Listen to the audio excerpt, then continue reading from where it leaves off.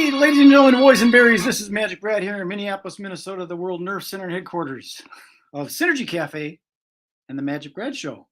And I've got a guest that he had some traffic issues, but he's here because we're professionals. We're there on time, you bet. And it's, what is it? About 10 o'clock, perfect. And I'm going to go get him. He's in the green room enjoying some of our locale digital hors d'oeuvres. And his name is Howard, and I believe the last name is Wolpoff, but I'm going to get it validated and verified. Where is that guy? Howard. Hello. How are you? Did I do it right? Wolpoff? You did it perfectly. Ah, there you go. My last name is Goodham, and it's spelled G-U-D-I-M. So sometimes I get Goodham, and if I tell them Goodham, then they spell G-O-O-D. So I just use Magic Brad. Perfect. So you're down in Florida? I am in Jacksonville, Florida. I spent a little time there. A friend of mine was going to get a pilot's license, and I went down to Jacksonville. We had a good time down there. It's a hidden gem. People don't realize what a great city and surrounding area this is. Is it hot? It can be. Today it's not. We got the cold front that everyone else has been feeling the last couple of days, but it's not as humid as South Florida. And we really have it. We have two seasons. We have February and the rest of the year. So it really is nice. Okay. And the hurricane didn't bother you much on your side, right? We were very fortunate this time around. How close are you to Palm Bay, Florida? Palm Bay? It's south. Yeah, it's a little. It's somewhat south, if I'm not mistaken. Yeah, I got a magician friend that's down there. One of these days, I'll go visit him. So let's get into you. Your company or your yeah, it's called Profit Master Business Solutions. Correct. Is that what you classify yourself as a profit master? Well, I am. I'm a measure marketing expert, but I really do focus on generating additional profits and growing profits for small business owners. Measure marketing. I haven't heard that. Is that where you kind of track everything and see if you're going ahead or backwards? You have a goal, a vision. You have different aspects of what you are addressing and developing, and so you know what you're doing. It's basically most small businesses will take their bowl of spaghetti and throw it against the wall and see what sticks. And they spend a lot of time and money just creating a mess. And the truth is, if you don't have a strategy, you're part of someone else's.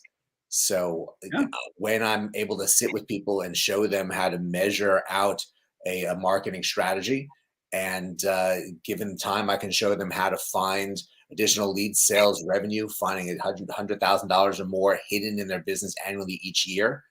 And more importantly, it's stopping the chaos and creating the confidence and competence to exceed expectations. Yeah, just knowing that that's there. I used to produce trade shows, and my business partner, he kept on adding shows because he thought that's more revenue because you add more shows. But every year we'd have more and more unsold inventory. And it got to a point where there was $500,000 of unsold inventory. And I says, I don't want to work this hard. So it's that kind of stuff, right? You can optimize those sales. It's really creating the right strategy. There's something called smart I'll get the word right. Methodology, specific, measurable, actionable, realistic, and timed. So you really have a game plan for everything that you're doing and fallbacks if there are issues going on, because you're watching what all the pieces are and how they're being implemented. How long have you been doing this? Well, I've been in marketing for over 25 years. I've been working directly with small business owners for a little over 3, but I've been in sports marketing and event marketing in the past, or radio marketing nationally and locally, and then ran 2 different marketing and advertising agencies before going out in this direction. The event marketing thing, that's kind of what I'm into. I started doing magic when I was a little kid, and I created a trade show that was my lead generator for event planners. So I had all these event planners coming in looking for things, and there was only one magician at that show for some reason. That was my lead generator. So I get the event marketing part. But I had a question, because you've been doing this for a long time. How has the internet affected all that tracking and stuff with all the robots that are coming through and all that stuff? How's that working? The internet can be your best friend or your worst enemy. And my experience, and I love, because I also am a host of an online TV portal segment on a website called dailyadbrief.com.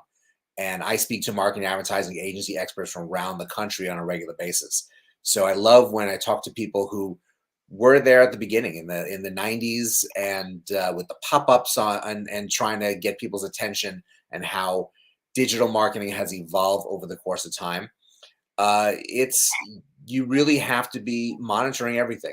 Google Analytics is a free best friend, so you have a sense of who's coming, when they're coming, where they're going to on your website. So these are trackable numbers that you can then work with to try to drive more traffic, to figure out exactly what you're succeeding with, but also implementing other pieces of strategy, whether it's social media, whether it's email marketing, whether it's with content in different places, and really trying to get to grow your brand and your message organically, as well as a strategic paid marketing plan. So that's where some of your clients might be going, you know what, I don't know what's going on, because I've got like 100,000 followers. Like I had a platform I was doing these video things on, and I thought, there's 20,000 people a month coming in on all these videos. Why am I not getting phone calls? And then I have another software that kind of shows the visits versus the views versus the bots. And there's like 80-90% of them are bots. So Yes. you're spending all this money. I mean, it's probably a little cleaner nowadays, but before it was horrible. Yeah, there was a recent, let's call it a bot dump on Facebook, where I know they got rid of thousands of profiles that were clearly fake, and people saw that in their groups where there's a significant drop because of that.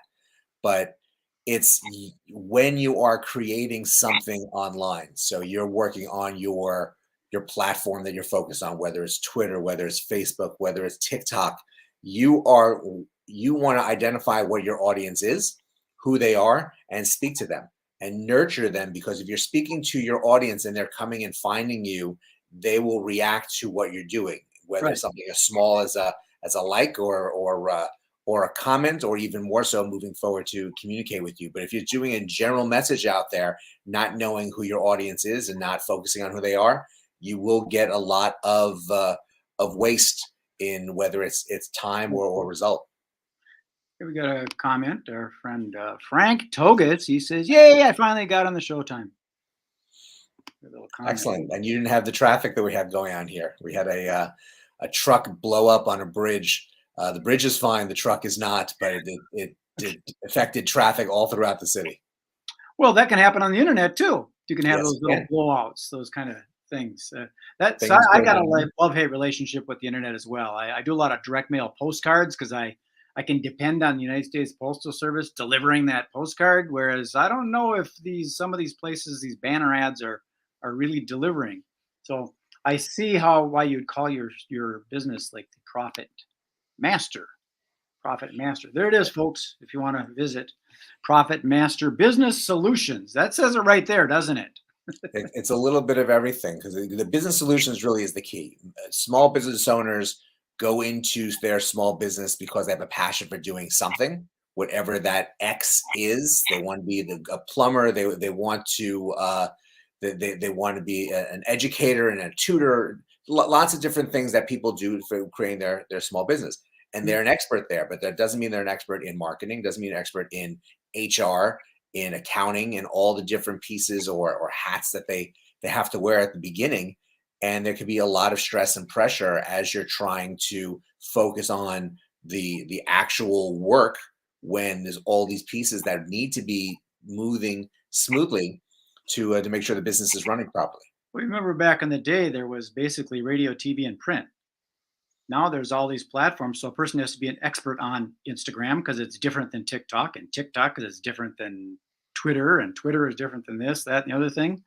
So all those different things end up being the expert. And I was wondering, do you prefer to work with people in verticals? Like I'm in the event industry or maybe the real estate investor industry versus the horizontal market of everything from acupuncturists to veterinarians?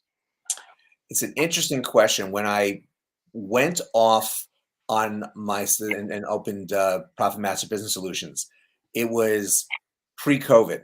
So when you were working in, here's your market that you're working in. Do I want, even though I have a very thorough background in home improvement companies, do I want just plumbers as my avatar for my clients? Mhm. In certain points, you're going to have some similarities to what you're doing with each one, even though they're different businesses, but there's some strategy for plumbers of how to do business. So I really focus more on lots of different types of businesses and really focusing on this measured marketing concept, because every company needs to really have a strategy about how they're marketing themselves. Again, I love the visual of the spaghetti climbing down by itself in different directions that you can't control, Right. um, and not all of it is really sticking to the wall; it's just making a mess. So is that kind of the first stage? Is you kind of throw a bunch of stuff on there and see what starts taking, and then you optimize and try and find the good stuff, or can you in advance? Like if it's a plumber, you know that they probably want to work in a 20-mile radius of home. Perhaps. Well, you look at first. You're figuring out, again, location, where are you working, and who you working for. So once you have a sense of who your audience is. So, for example, if my audience is 100% women, when now comes time to looking at my marketing strategies, I might say, you know what, I might need to do something on Pinterest because that's a female Right. focused entity. If my focus is men, and I used to work in local sports radio here in Jacksonville, that is an exceptional place to speak to men. And there's different ways to speak to them, whether it's in a general commercial, whether it's something that is more of a promotion. So now you have one of the on-air hosts being the voice of your spot, and sometimes it's live or maybe a jingle.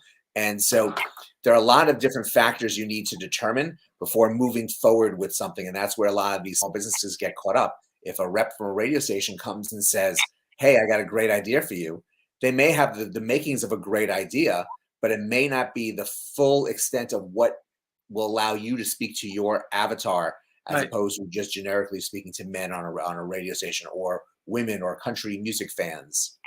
That's what I tell people when they say, I've got all these followers. It's like, who are they? Because you can't sell hamburgers and hot dogs to vegans and vegetarians. I don't care how many you got, you know?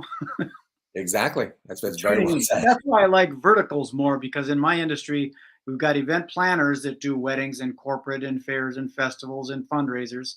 Then you got the suppliers that are the florists and the power generators and the caterers and the limousine services. Eventually, they can kind of use each other. Whereas if a plumber walked in or a chiropractor walked in, probably not relevant. That's my own personal preference. And it makes a lot of sense. My background has been that I really have worked with lots of different types of companies. And I worked in minor league baseball for 5 years with a lot of different types of businesses trying to make an impression to the crowd. And thankfully, we actually sold out just about every game that I worked for this team in Brooklyn, New York, the Brooklyn Cyclones. And it really was an opportunity to really make an impression if you make the right impression while doing it. And then when running the account side of marketing and advertising agencies, you're really coming up with full strategies for different types of businesses. So it really, I've had quite an experience of working with your brick and mortars, your general home improvement companies, but then things that are a little more unique, like a laser liposuction company, or uh, a matchmaker. Do you like to work with owner operator or small business or large corporate? I like to work directly with a small business owner.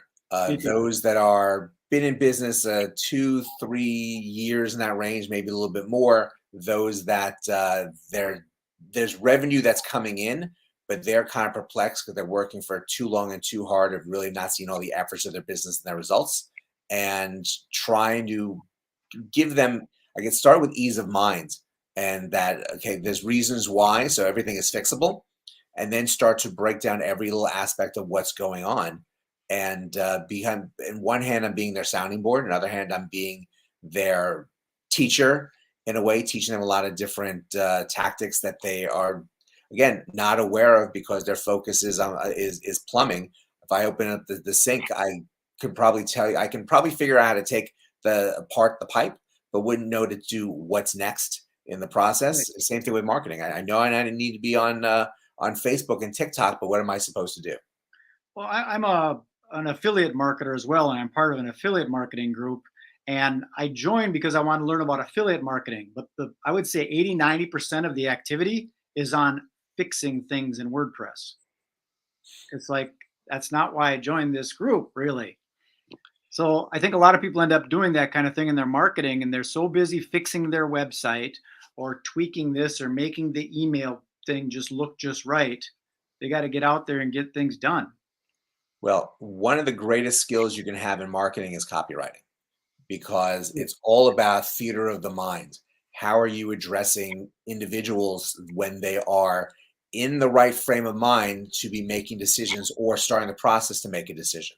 So if you set up a website and you talk about, this is me, I am great, I've done this, this is my award, this is what I can do, these are the things I enjoy doing for my customers, and blah blah blah, you're going to turn off the person coming to that website, because they're somewhat interested in you, but they're really interested in them and how they can solve their problem. Basically, there's two concepts that are really going through someone's mind. There's a problem they have they don't want, and a result they want they don't have. And they're on a journey trying to find that information. And if you're talking about yourself, you're going to lose them pretty quickly, because they're going to try to find someone who is speaking to them. And there are ways to get people's attention as soon as they get to the website. Again, going back to copywriting and having the right strategy to speak to people and to make them into actual prospects in the process, and then have conversations with them, as opposed to someone who clicks on a website, looks around, and goes away. And in follow-up, in emails, and in other things that you're doing, the right subject line, the right opening to an email makes a huge difference in the results you're getting, especially when it comes to affiliate marketing. Hmm. All that split testing kind of stuff to see what's Mhm. really working. Yeah. Do you run into sometimes, do you work with like people that just started their business, or you like established businesses? I've done both. I've worked with some that are starting out, and that's it's a different level of focus, because I'm actually trying to finish writing a book. I've been at this for a little while, and I'm getting closer. Small Business Owner 101, the course you were never taught in college but needed to become a small business owner. Hmm. And have the URL. That was easy. It's just finishing the writing of the book, which hopefully in the next month or so will finally be finished. But it really is. There's a lot of things that you need to do before you start your business, and things you're doing as you're launching your business. And what I've found in my experience is the thing that you need the most when you're starting your business is money. And the reason now, again, that whole just concept of you need money to make money is really true, because trying to bootstrap everything, if it's a small business that you're running out of your house, as an example, it only goes so far, because there are certain things you do need to purchase whether it is tools online, or whether it is training to make sure you're going in the right direction. Having a coach to get you started in your business is incredibly valuable, but most people don't have the funds for it, because they haven't figured out how to actually create a budget in the process in the first place, and having that budget line for investing in your business and educating yourself. But it is hard to get out there by yourself, and most businesses are built on the foundation of the first deals that they've done and the money that come from that. And you'll see cracks in that foundation as time goes on, because they didn't set things up the proper way. Sure. And then a lot of people are conditioned. If they've never been in business before, they're conditioned, but that you walk into the coffee shop, give them $5, they give you a coffee. They think it happens that fast, but usually the sales cycle is much, much longer than that. And they got to be patient enough to realize that the seeds that they planted aren't going to bear fruit for a season. It's very true, and most people don't realize that. I spoke to someone a few months ago. So they are a party, brought in the party planning company. They do the tables and the chairs, the rentals. Yep. And I said, so talk me through your sales process. Well, we're the most known company out there, so people call us, and my guy on the phone then will take down, okay, well, you need tables and this, and okay, 100 people up there, and you'll need these things. Let me add a couple things you didn't talk about, and here's your quote right here on the phone. Let me get a credit card. I'll put down the reservation for you. And either they're going to say yes, or they're going to say no, they want to shop around. So they get a good percentage of the people that just say yes immediately. And then those that shop around, okay, what's the next step? Oh, there is no next step. Okay, what do you mean there's no next step? Well, do you call them? Do you email them? Do you follow up with anybody? No, we don't follow up with them at all. They decide not to do it, then we move on. We move on to other people. The amount of money they've left on the table by just not making one phone call is a lot. But the process of this sales cycle could be 5 to 10 phone calls, in whether it's a phone call, whether it's an email, whether it's a message through Facebook. Lots of ways to communicate with someone, because again, they're on a journey, and the journey ends when they're ready to make a decision, not when you're ready to bring them on as a customer. So most people don't visualize that and the time it takes to make those phone calls. So it's not every day, and you know where that line is between being diligent in following up and harassing. Exactly. Yeah. I might be a little bit of an anomaly because I did it a little bit differently with my background is magical entertainment. That's where the Magic Brad came from. And then I created this trade show that the event planners come to it. So the people that exhibit are all those tables and chairs and all that. So I had a couple thousand event planners from Target, Medtronic, Cargill, 3M, filling out a little form telling me how much money they had and when they're going to spend it, with their event date and everything they wanted. And then I would just send out postcards until they got sick and tired of the postcard. And my theory was eventually they're going to use me for a company picnic or a holiday party or a sales meeting or a trade show. And I never followed up, which is kind of weird. I would wait until they called with their date and booked it. So it's a little bit different, I guess. We got another visitor here. Mike Wilkie. He says, good morning. Good morning, Mike. We got a question from Frank, and Frank says, has the pandemic actually stimulated more small business, or has it hurt? The answer is both, and that's a terrible, not the straight answer you want. It depends on why. It depends on the business, the industry, and the owner. And because there are people who are really skilled at what they do and kind of planned through the pandemic, and it was the two words I was using at that time was pivot and communicate. If you pivoted in different ways and communicated with your customers about how it will all be facilitated, there's people who did extremely well, and there are people whose industries were kind of flat in general, but this was a godsend to them. The people that made masks and other different the lotions and sanitizers, their business went through the roof. There are others who just did not know how to maneuver, and their businesses went under and really were challenged and have not figured out how to get out from it because other people took the lead. So it's a lot of it to do with how you planned and operated as this was happening, because obviously in February of 2020, no one was saying, okay, next quarter, we have this COVID plan, because no one knew until like the 12th or so of March of what really was going on. This was movement on the fly, but those that were the most nimble really did extremely well. Yeah, I might add a word to that: pivot and communicate. I would say pivot, innovate, and communicate. We have a jazz club here because in the event industry, when COVID happened, there are no events. They're all done.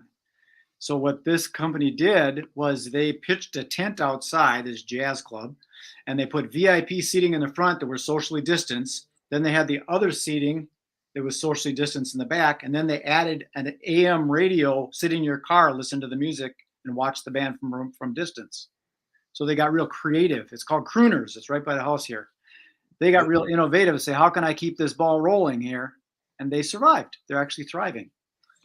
Absolutely. And restaurants are able to build out and do things outside, and delivery and lots of businesses did pickup that never did it before. You had these companies pick up beer by the cup and the drinks. They figured out how to do that. There was so much innovation that really helped companies succeed. And there were people who were never doing any type of online transactions, and they had to jump in very quickly and just be able to sell things online, because things still needed to happen. There was money still to be spent and things to be spent on.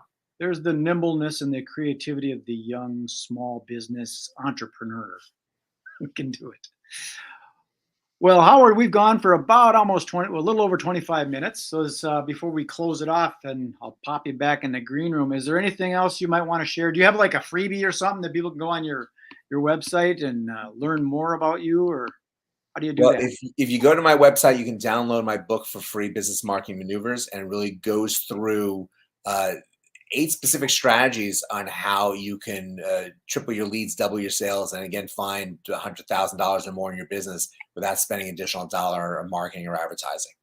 So it really is, it goes through lots of strategies and tactics that are easily implementable and understandable. And obviously, you can connect with me to answer any questions you have at profitmasterbusinesssolutions.com. Or if you want to spend a little time talking a little bit further with me, if you go to talktohoward.com, my calendar is right there.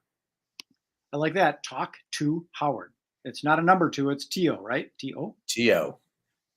Talktohoward.com. That's a good one. I bet you all the other Howards are a little angry that you got that.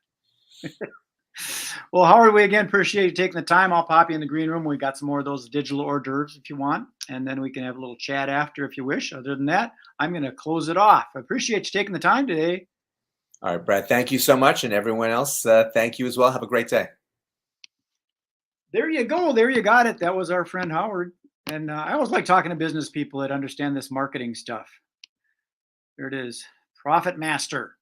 His website is Profit Master Business Solutions, and that's how you can get a hold of him. And if you want to see the replay on this, it's on YouTube, and it'll be on LinkedIn and also Facebook, if that's a place that you hang out. So that's all I got for you. So peace, love, and happiness. This is Magic Brad signing off. Enjoy the rest of your day. Be good. Be kind.